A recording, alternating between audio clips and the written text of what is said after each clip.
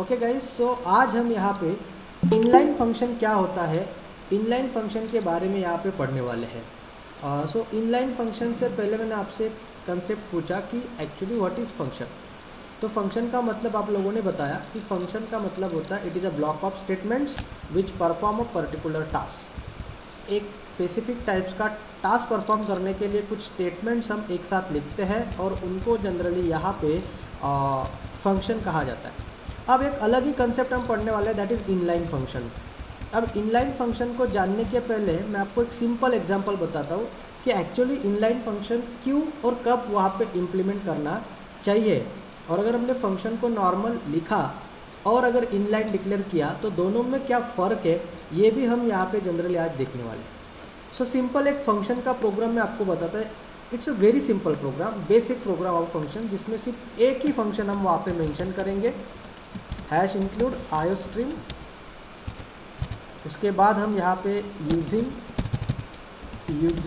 Name space std, using namespace std। Now I am going to declare one function is here void display या फिर sample, void sample नाम का एक function मैंने यहाँ पे लिखा हुआ है। ओके, सैम्पल नाम का फंक्शन लिखा और इसमें हम स्टेटमेंट लिख रहे, सॉरी वाइड सैम्पल, ये इसका डेमो हो गया, डिक्लेरेशन हो गया। और उसके बाद अभी हम हमारा मेन फंक्शन लिखेंगे। ओके, और यहाँ पे हम सैम्पल को कॉल करेंगे और इसके नीचे सैम्पल का डेफिनेशन लिखेंगे, सो वाइड सैम्पल।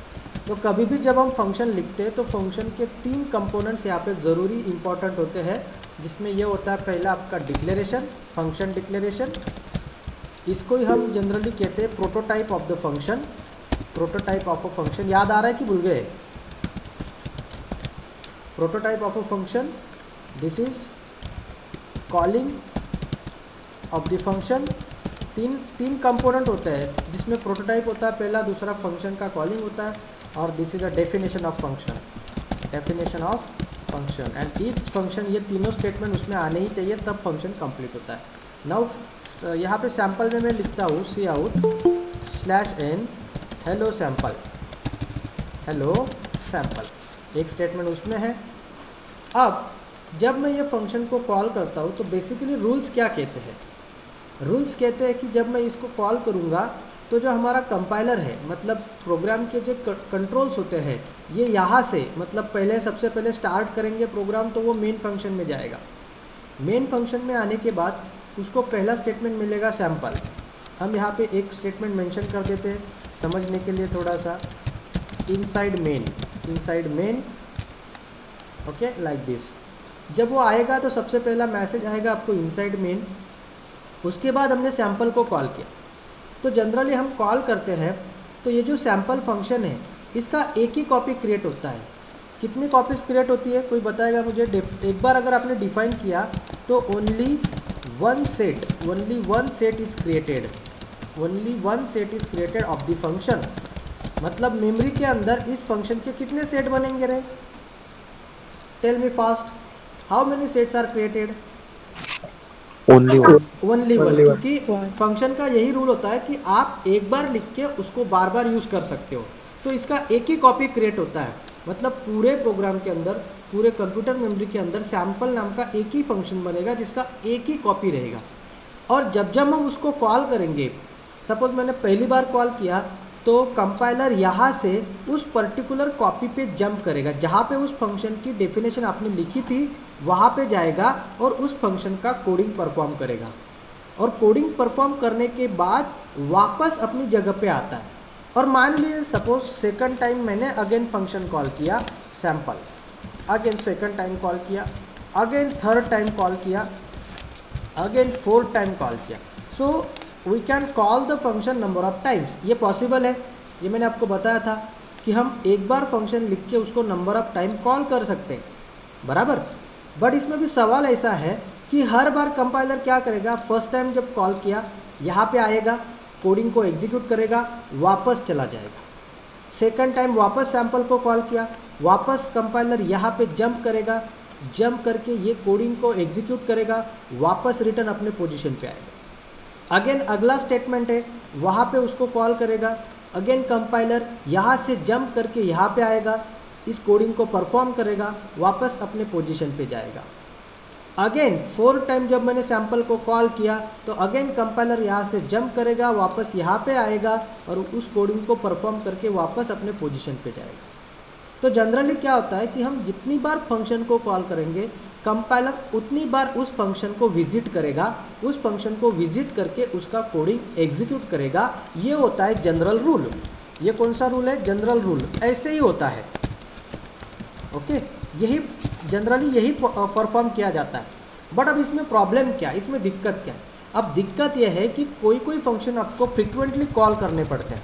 बहुत बार प्रोग्रामिंग में ऐसी सिचुएशन आती है कि sometimes you want to call function frequently, okay. बहुत बार आपको फंक्शन कॉल करना पड़ेगा। तो इसमें दिक्कत क्या है, ड्रॉबैक क्या है? ड्रॉबैक ऐसा है कि हर बार कंपाइलर उस पोजीशन पे जाएगा, वहाँ पे जंप करेगा, और यहाँ से जंप करना, वापस अपने पोजीशन पे जाना, इसमें टाइम ज़्यादा लगता है। So it is a very time consuming job है ये, ठीक है। तो इसमें क्या होता है कि हमारे कंप्यूटर का परफॉर्मेंस उसके हिसाब से थोड़ा कम हो जाता है। बट एज अ प्रोग्रामर आप चाहते हो कि नहीं सर, एकदम इमीडिएटली प्रोग्राम मेरा रन होना चाहिए, जो टाइम वहाँ पे लगता है वो टाइम थोड़ा कम हो जाना चाहिए। अब वैसे भी अगर हम सोचें तो जो टाइम लग रहा है वो भी बहुत कम सेकंड का लगता है, लेकिन अगर हम उसमें भी और टाइम बचाएं और हमारे सीपीयू का परफॉर्मेंस बढ़ाना चाहते हैं तो उस केस में ये जंपिंग करने को हम अवॉइड कर सकते हैं। मतलब हर बार जंपिंग क्यों करना? जहाँ पे फंक्शन कॉल हुआ है उसी लाइन पे उस फंक्शन का जो कोडिंग है उसको एक्सपांड यहाँ पे कर देना। मतलब जहाँ पे कॉल किया है वहीं पे उसको एक्सपांड करना ना। तो ये लॉजिक उसके पीछे है। तो ये सब जो टाइम कंज्यूमिंग जॉब है, ये जंपिंग को अगर हम अवॉइड करना चाहते हैं तो हमें C++ ने एक कंसेप्ट दिया है, that is a inline function. तो हम उस फंक्शन को इनलाइन डिक्लेयर करेंगे। अगर हमने फंक्शन को इनलाइन डिक्लेयर किया तो नॉर्मल फंक्शन और इनलाइन फंक्शन में डिफरेंस क्या आता है? नॉर्मल फंक्शन की एक ही कॉपी क्रिएट होती है, but when we define function as a inline then compiler expand the coding of that function inline at the time of calling, या फिर जो भी उसका कोडिंग का जो एक्सपांशन है वो उसी लाइन पे होता है जहाँ पे उसको कॉल किया जाए। Expand the coding of that function on same line from its calling, okay. जहाँ से उसको कॉल किया गया उसी लाइन पे उस पर्टिकुलर फंक्शन का जो कोडिंग है उसको एक्सपांड किया जाएगा। मतलब वहाँ पे उसकी सेपरेट कॉपी क्रिएट किया जाएगा। तो सबसे मेन यहाँ पे इनलाइन फंक्शन का प्रॉपर्टी ऐसा है कि compiler create separate copy for each calling. समझ में आ रहा है कंसेप्ट सबको? यस और नो?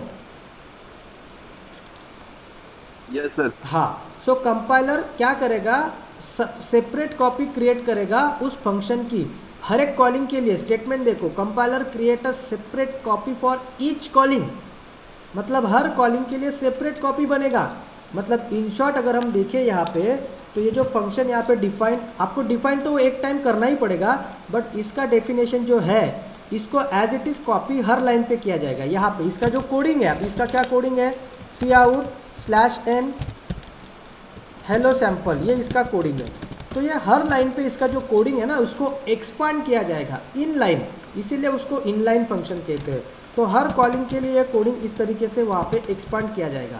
मतलब एज अ प्रोग्रामर ये आपको लिखना नहीं है, मैं आपको बस समझाने के लिए बता रहा हूँ कि हर लाइन पे इसका कोडिंग एक्सपांड हो जाएगा।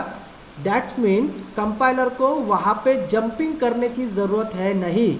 कंपाइलर को जैसी सैम्पल कीवर्ड मिलेगा, compiler create a separate copy on that line, particular उसी लाइन पे हम उसको कॉपी कर देंगे ताकि कंपाइलर को जंपिंग करना और वापस आने का जो समय लग रहा था वो बचेगा। और वो अगर बचता है तो आपके सीपीयू का परफॉर्मेंस बढ़ेगा, आपके कंप्यूटर का परफॉर्मेंस बढ़ेगा। और इसीलिए सी प्लस प्लस ने हमें कंसेप्ट दिया, that is a inline function. हम अगर किसी फंक्शन को इनलाइन डिक्लेयर करते हैं तो उसमें और नॉर्मल फंक्शन के कोडिंग में कोई फ़र्क नहीं आता है, मतलब आउटपुट में कोई फ़र्क नहीं दिखेगा आपको। अगर आपने नॉर्मल फंक्शन भी यूज़ किया तो भी सेम आउटपुट आने वाला है, और अगर आपने इनलाइन फंक्शन भी यूज़ किया तो भी सेम आउटपुट आने वाला है। फ़र्क इतना है कि ये इंटरनली कंप्यूटर के मेमोरी के अंदर वो फ़र्क आपको बताया जाता है कि वो वहाँ पे फ़र्क आता है। अगर नॉर्मल फंक्शन है तो कंपाइलर एक ही कॉपी के बार बार जंप करता है, बट अगर वही फंक्शन हमने इनलाइन डिक्लेयर करना है तो कंपाइलर सेम लाइन पे उस फंक्शन के कोडिंग को कॉपी कर लेता है, ताकि कंपाइलर को जंपिंग ना करना पड़े, उसी लाइन पे उस फंक्शन को वहाँ पे वो एग्जीक्यूट करता है। And that is the reason क्यों हम उस फंक्शन को इनलाइन डिक्लेयर करेंगे। ओके, कंसेप्ट समझ में आया इनलाइन डिक्लेयर करने का, इनलाइन फंक्शन क्यों हम डिक्लेयर करेंगे, यस और नो? फास्ट, कंसेप्ट समझ में आया क्या? Yes sir. ओके, हाँ। अभी तो फंक्शन आपको ये इनलाइन फंक्शन का कंसेप्ट मैंने आपको बता। यस सर, थोड़ा रिपीट कराना, थोड़ा शॉर्ट में। थोड़ा रिपीट करना। हाँ, अभी देखो जनरली क्या होता है, अभी आपने कितनी बार फंक्शन को कॉल किया है? 4 टाइम्स कॉल किया है, बराबर? बोलते जाओ, जिन्होंने नहीं समझा वो बोलते जाओ। 4 टाइम्स कॉल किया है, तो अगर 4 टाइम कॉल किया है मतलब क्या, हम क्या करेंगे, मतलब कंपाइलर क्या करेगा, यहाँ से ये उसकी पोजीशन जहाँ पे उसको हमने डिफाइन किया है, एक ही बार डिफाइन करते हैं जनरली हम फंक्शन, तो वहाँ से वो हर बार वहाँ पे जाएगा, कोडिंग को एग्जीक्यूट करेगा, वापस आएगा। अगेन मैंने उसको कॉल किया, अगेन वो वहाँ पे जाएगा, कोडिंग एग्जीक्यूट करेगा, वापस आएगा। अगेन थर्ड टाइम वैसे वो कॉल होगा, अगेन वहाँ पे जाएगा, कोडिंग को रिपीट करेगा, एग्जीक्यूट करेगा, वापस आएगा।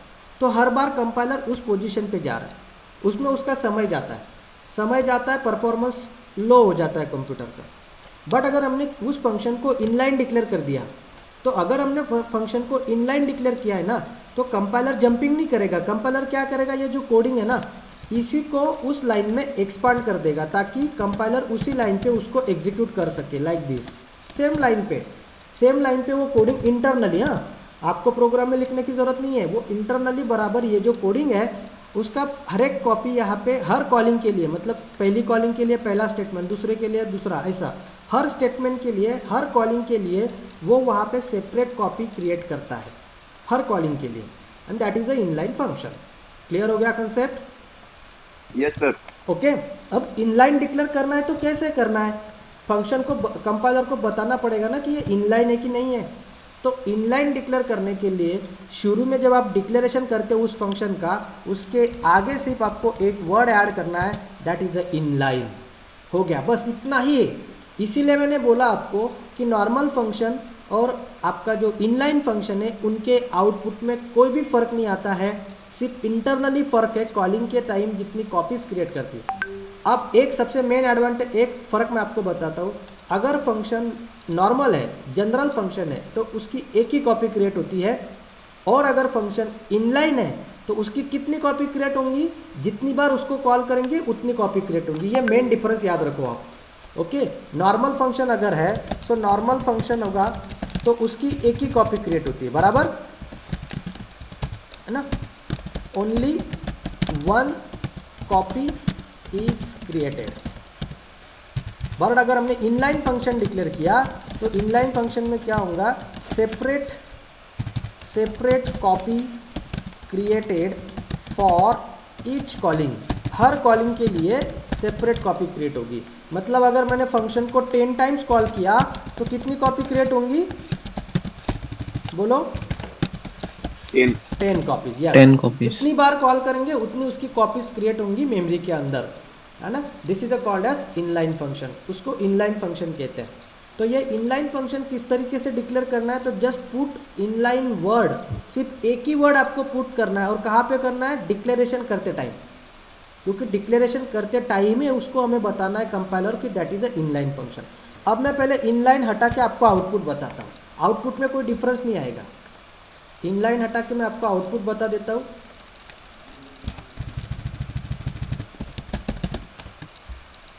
इसके आउटपुट में आपको कोई डिफरेंस नहीं दिखेगा, क्योंकि आउटपुट में कोई डिफरेंस आता ही नहीं है। डिफरेंस सिर्फ मेमोरी में आता है उसकी कॉपी क्रिएट करने के ऊपर, दैट्स इट।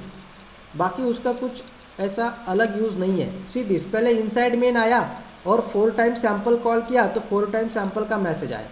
बट अगर मैं अभी इसको इनलाइन डिक्लेयर करूँ, इनलाइन डिक्लेयर करने के बाद भी आपको आउटपुट में कोई फ़र्क नज़र नहीं आता है।